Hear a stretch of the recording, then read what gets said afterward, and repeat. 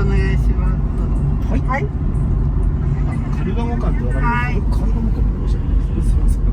カルガモ館でカルガモ館見ても行ったとこだっつったね。ローソントランスファクション。あ、カルガモ館あったでしょ。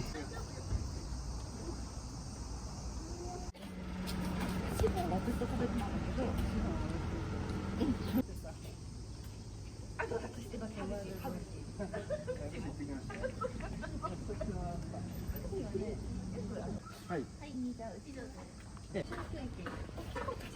小さいのでいいです。味はですね、今バナナですとか。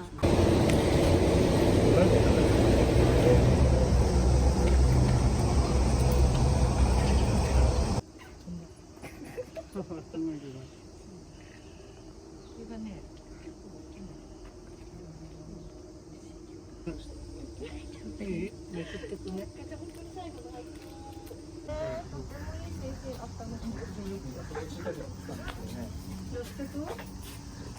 いいの？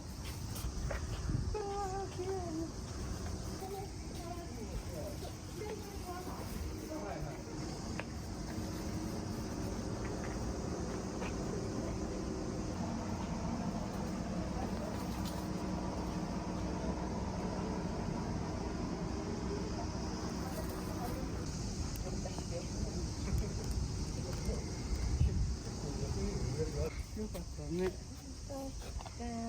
モコミキセンター。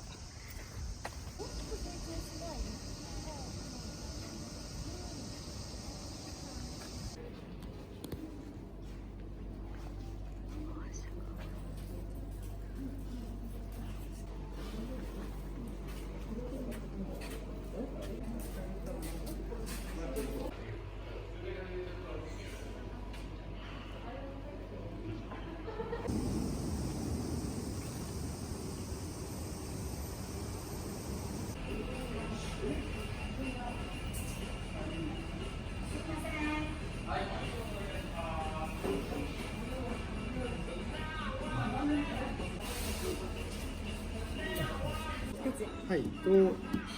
鶏の唐揚げのこのアラカルトル一つと、あとは厚焼き卵一つ。はい。